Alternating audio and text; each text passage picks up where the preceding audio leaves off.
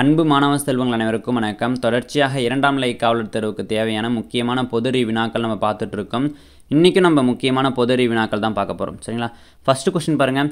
தாழியாறு நீர்வீழ்ச்சி காணப்படும் இடம் எது அப்படின்னா திண்டுக்கல் மாவட்டத்தில் காணப்படுது. நம்ம தமிழ்நாட்டில் தான் அந்த தாழியாறு நீர்வீழ்ச்சி அப்படின்றது இருக்குது. இதை வந்து குதிரைவால் நீர்வீழ்ச்சின்னு கூட சொல்கிறாங்க. சரிங்களா? அடுத்த கொஸ்டின், ஜோக் நீர்வீழ்ச்சி எங்கே காணப்படுதுன்னா கர்நாடகாவில் காணப்படுது. சரிங்களா? இந்தியாவின் உயரமான நீர்வீழ்ச்சி எது? ஜோக் நீர்வீழ்ச்சி அப்படின்றது தான். இதை ராஜாராணி நீர்வீழ்ச்சி அப்படின்னு கூட சொல்கிறாங்க. அடுத்த கொஸ்டின் பாருங்கள். நோகாலிக்காய் நீர்வீழ்ச்சி எங்கே காணப்படுது அப்படின்னா மேகாலயாவில் காணப்படுது. தடையின்றி கீழே விழக்கூடிய நீர்வீழ்ச்சி அப்படின்னு சொல்லி இதை சொல்கிறாங்க. அடுத்த கொஸ்டின், தலக்கோணம் நீர்வீழ்ச்சி எங்கே காணப்படுது அப்படின்னா ஆந்திர பிரதேசத்தில் காணப்படுது. தலக்கோணம் நீர்வீழ்ச்சி எங்கே காணப்படுது? ஆந்திர பிரதேசத்தில் காணப்படுது. மருத்துவ குணங்கள் நிறைந்த ஒரு நீர்வீழ்ச்சியாக இதை வந்து சொல்கிறாங்க. அடுத்த கொஸ்டின், இந்தியாவின் நயாகரா அப்படின்னு சொல்லி அத்திரப்பள்ளி நீர்வீழ்ச்சியை சொல்கிறோம். இது எங்கே காணப்படுது? கேரளாவில் காணப்படுது. சரிங்களா? அடுத்த கொஸ்டின், நைனிடால் மலைவாழிடம் எங்கு அமைந்துள்ளது அப்படின்னு சொல்லி கேட்டிருக்காங்க. உத்தரகாண்ட் மாநிலத்தில் அமைஞ்சிருக்கு. டார்ஜிலிங் மலைவாழிடம் எங்கே அமைஞ்சிருக்குன்னா மேற்கு வங்காள மாநிலத்தில் அமைஞ்சிருக்கு. இதெல்லாம் உங்களுக்கு 7வது புக்கில் இருக்குப்பா. ரொம்ப முக்கியமான கொஸ்டின்ஸ். சரிங்களா? புவியியல்ல. அடுத்த கொஸ்டின், சிம்லா மலைவாழிடம் எங்கு காணப்படுது அப்படின்னா இமாச்சல பிரதேசத்தில் காணப்படுது.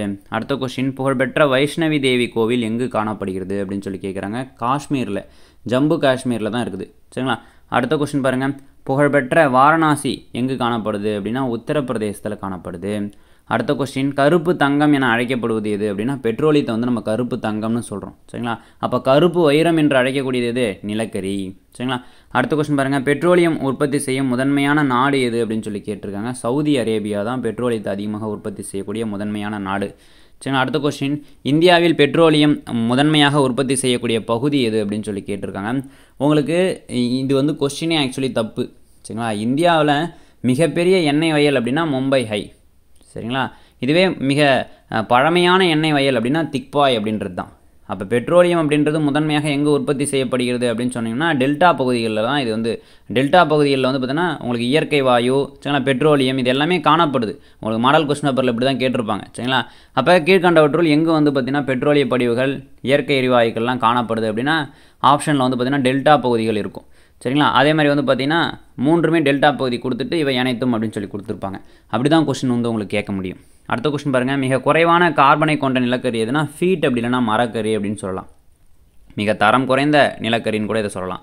அடுத்த கொஸ்டின், தமிழகத்தில் இரும்பு தாது எங்கு கிடைக்கிறது அப்படின்னா சேலம் மாவட்டம் கஞ்சன்மலையில் கிடைக்குது. இதுவே வந்து உங்களுக்கு பாக்சைட் படிவுகள் எங்கே கிடைக்குது அப்படின்னு சொல்லி கேட்டிங்கன்னா சேலம் மாவட்டம் சேர்வராயன் மலைகளில் கிடைக்குது. சரிங்களா? அடுத்த கொஸ்டின் பாருங்கள். உலகளவில் அதிக தங்கம் உற்பத்தி செய்யக்கூடிய நாடு எதுனா சீனா. சரிங்களா? இதுவே தங்கம் அதிகமாக இருப்பு வைத்துள்ள நாடு எது அப்படின்னு சொல்லி கேட்டால் அவங்களுக்கு ஆன்சர் ஆஸ்திரேலியா. சரிங்களா? அடுத்த கொஸ்டின் பாருங்கள். தமிழகத்தில் பாக்சைட் உள்ளது சேர்வராயன் மலை. நம்ம சொன்னோம் இல்லையா, அதுதான் ஆன்சர். அடுத்த கொஸ்டின் பாருங்கள். மாங்கனீஸ் உற்பத்தியில் முன்னணி வகிக்கக்கூடிய நாடு தென்னாப்பிரிக்கா.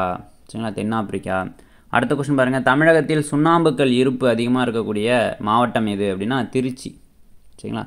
அடுத்த கொஸ்டின், தாமிர உற்பத்தியில் முதன்மை வகிக்கக்கூடிய நாடு எது அப்படின்னா சிலி நாடுகள். சரிங்களா? அடுத்த கொஸ்டின் பாருங்கள். திரிகாஞ்ச் அணை எந்த இடத்துல காணப்படுது அப்படின்னா சீனாவில் காணப்படுது. சரிங்களா? உலகின் மிக உயரமான அணை அப்படின்னு சொல்லி சொல்கிறாங்க இதை. சரிங்களா? அடுத்த கொஸ்டின் பாருங்கள். தெஹிரி அணை காணப்படும் இடம் எது? உத்தரகாண்ட் மாநிலத்தில் தான் தெஹிரி அணை அப்படின்றது காணப்படுது. அடுத்த கொஸ்டின், கொய்னா அணை எங்கே காணப்படுது? மகாராஷ்டிராவில் காணப்படுது. அடுத்த கொஸ்டின் பாருங்கள். சர்தார் சாவோர் அணை எங்கே காணப்படுது அப்படின்னு சொல்லி கேட்டிருக்காங்க. குஜராத்தில் காணப்படுது. சரிங்களா? இது எல்லாமே முக்கியமான கொஸ்டின் தான். அடுத்த கொஸ்டின் பாருங்கள். வேலு நாச்சியாருடைய நம்பிக்கைக்குரிய தோழி யார் அப்படின்னு சொல்லி கேட்டிருக்காங்க. குயிலி அப்படின்றவங்க தான். சரிங்களா? அப்போ வேலு நாச்சியோடைய பெண்கள் படைப்பிரிவு உடையாள் அப்படின்ற பெண்கள் படைப்பிரிவுக்கு தலைமை தாங்கியவர் யார் அப்படின்னு கேட்டாலும் குயிலி தான். அப்புறம் இந்த குயிலி தலைமை தாங்கிய பெண்கள் படைப்பிரிவின் பெயர் என்ன அப்படின்னு சொல்லி கூட உங்களுக்கு கொஸ்டின் கேட்பாங்க. ஒரு டிஎன்பிஎஸ்சியில் ரோடு இன்ஸ்பெக்டர் எக்ஸாமில் வந்து இந்த கொஸ்டின் கேட்டிருந்தாங்க. உடையாள் அப்படின்ற பெண்கள் படைப்பிரிவுக்கு தலைமை தாங்கியிருப்பாங்க. தென்னிந்தியாவின் ஜான்சி ராணின்னு சொல்லி நம்ம வேலு நாச்சியாரை சொல்கிறோம். ஆங்கிலேயர்களை எதிர்த்து நின்று வெற்றி பெற்ற முதல் பெண் அரசின்னு சொல்லி வேலு நாச்சியாரை சொல்கிறோம். சரிங்களா? வேலு நாச்சியார் சிவகங்கை சீமையுடைய ராணியாக இருந்தாங்க. செல்லமுத்து சேதுபதியுடைய ஒரே மகள் வேலு நாச்சியார். இதெல்லாம் தெரிஞ்சு வச்சுக்கிங்க. வேலு நாச்சியாருடைய கணவர் பெயர் என்ன? முத்து வடுகநாதர். காளையார் கோயில் போரில் கொன்னுடுவாங்க. அவங்களுடைய பொண்ணு தான் வெள்ளச்சி நாச்சியார். அடுத்த கொஸ்டின், 1857 கிளர்ச்சியின் போது கான்பூரில் தலைமை தாங்கியவர் யார் அப்படின்னா நானா சாஹிப் அப்படின்றவர் தான். சரிங்களா? அடுத்த கொஸ்டின் பாருங்கள். ரம்பா பகுதியில் பழங்குடியினர் நடத்திய தொடர் போராட்டங்களுக்கு மிக முக்கிய ஆதாரமாக இருந்தவர் யார் அப்படின்னு சொல்லி கேட்டிருக்காங்க. அல்லூரி சீதாராமராஜு அப்படின்றவர் தான். சரிங்களா. அடுத்த கொஸ்டின் பாருங்கள், தமிழ்நாட்டின் மிதவாதி யார் அப்படின்னு சொல்லி கேட்டிருக்காங்க. அப்போ விஎஸ் சீனிவாச சாஸ்திரி அப்படின்றவர் தான் மிதவாதி. சரிங்களா. மற்றபடி பாரதியார் அப்படின்றவரும் ஒரு தீவிரவாதி தான். வஉ சிதம்பரனாரும் ஒரு தீவிரவாதி தான். தீவிரவாதி அப்படின்னு சொல்லும்போது தீவிரமாக சுதந்திரத்துக்காக போராடியவர்களை தான் நம்ம தீவிரவாதிகள்னு சொல்கிறோம். அடுத்த கொஸ்டின், சென்னையில் நீல் சிலை அகற்றும் போராட்டம் நடைபெற்ற ஆண்டு. நீல் சிலை அகற்றும் போராட்டம் 1927 நடைபெறுது. இதன் விளைவாக பிற்காலத்தில் 1937 ராஜாஜி தலைமையில் காங்கிரஸ் கட்சி அமைந்ததுக்கப்புறம் ராஜாஜி என்ன பண்ணுவார், இந்த நீல் சிலையை அகற்றுவார். அடுத்த கொஸ்டின், மாநில மறுசீரமைப்பு சட்டம் கொண்டு வரப்பட்ட ஆண்டு 1956. சரிங்களா. அடுத்த கொஸ்டின் பாருங்கள், தீர்த்தமலை காணப்படும் இடம். தீர்த்தமலை, சித்தேரி மலை, வத்தல் மலை, இதெல்லாம் தருமபுரி மாவட்டத்தில் காணப்படுது. அடுத்த கொஸ்டின் பாருங்கள், திருமூர்த்தி நீர்வீழ்ச்சி எங்கே அமைந்துள்ளது அப்படின்னா திருப்பூர் மாவட்டத்தில் அமைஞ்சிருக்கு. அடுத்த கொஸ்டின் பாருங்கள், முண்டந்துறை வனவிலங்கு சரணாலயம் காணப்படும் இடம். முண்டந்துறை, களக்காடு இதெல்லாம் திருநெல்வேலி மாவட்டத்தில் அமைஞ்சிருக்கு. அடுத்த கொஸ்டின் பாருங்கள், வேட்டன்குடி பறவைகள் சரணாலயம் எங்கே காணப்படுது அப்படின்னா சிவகங்கை மாவட்டத்தில் காணப்படுது. இது எல்லாமே உங்களுக்கு புவியியல் 7th புவியியல் இருந்தால் உங்களுக்கு கேட்டிருக்காங்க. அடுத்த கொஸ்டின் பாருங்கள், டேஷ் ஆற்றின் மூப்பு நிலையில் உருவாகும் நிலத்தோற்றம். டெல்டா அப்படின்றது ஆற்றோடைய மூப்பு நிலையில் உருவாகக்கூடிய ஒரு நிலத்தோற்றம். அடுத்த கொஸ்டின், கீழே கொடுக்கப்பட்டுள்ள நிலத்தோற்றங்களில் எது பனியாறு படிய வைத்தலால் உருவாக்கப்படவில்லை அப்படின்னு சொல்லி கேட்குறாங்க. சரிங்களா. சர்க்குகள் அப்படின்றது தான் பனியாறு படிய வைத்தலால் உருவாக்குறது இல்லை, பனியாறு அரித்ததால் உருவாக்கப்படுறது தான் அந்த சர்க்குகள். சரிங்களா. அடுத்த கொஸ்டின் பாருங்கள், கடல் தூண்கள் உருவாவதற்கு காரணம் அப்படின்னு சொல்லி கேட்டிருக்காங்க. கடல் அலை அரித்தல் அப்படின்றது தான். சரிங்களா. அடுத்த கொஸ்டின் பாருங்கள், வானொலி அலைகள் பிரதிபலிப்பு எந்த அடுக்கில் நடக்குதுன்னா இடையடுக்கில் நடக்குது. அடுத்த கொஸ்டின் பாருங்கள், வாயு நிலையிலிருந்து நீரானது மாறுகின்ற செயல்பாட்டினை எவ்வாறு அழைக்கிறோம் அப்படின்னு சொல்லி கேட்குறாங்க. வாயு நிலையிலிருந்து திரவ நிலைக்கு மாறுறது. சரிங்களா. ஆவி சுருங்குதல் அப்படின்னு சொல்லலாம். சுருங்குதல் அப்படின்னா குளிர்தல் அப்படின்னு சொல்லலாம். சரிங்களா. நீராவி வந்து மழை பொழிவாக பொழியுது இல்லையா, மேகங்கள் சுருங்கி, அதுதான் சொல்கிறாங்க. அடுத்த கொஸ்டின், பனி துளி படிகமாக இருந்தால் உறைப்பனி அப்படின்னு சொல்கிறோம். உறைப்பனி அப்படின்னு சொல்கிறோம். அடுத்தது பாருங்கள், காற்றின் செங்குத்து அசைவினை என்னன்னு சொல்கிறாங்க அப்படின்னா காற்றோட்டம். காற்றின் கிடைமட்ட அசைவினை காற்றுன்னு சொல்கிறோம். சரிங்களா.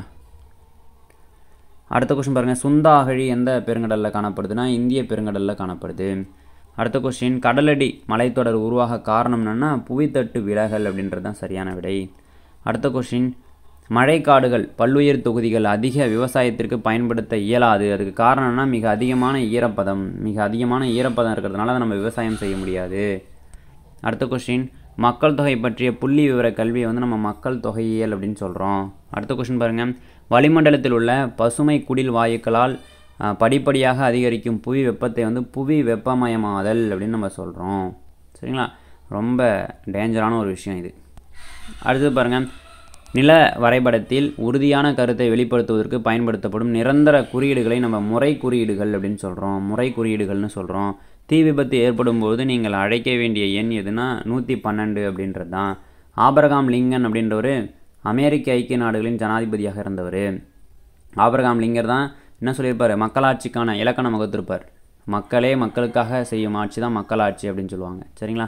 அப்போ இன்றைக்கி நம்ம 50 முக்கியமான கொஸ்டின்ஸ் பார்த்தோம். இது கண்டிப்பாக உங்களுடைய ரிவிஷனுக்கு ரொம்ப உதவிகரமாக இருந்திருக்கும். நம்ம தினமும் ரிவிஷனுக்காக கொஸ்டின்ஸ் போடுறோம், அதை தொடர்ச்சியாக பாருங்கள். சரிங்களா. ஓகேப்பா, தேங்க்யூ.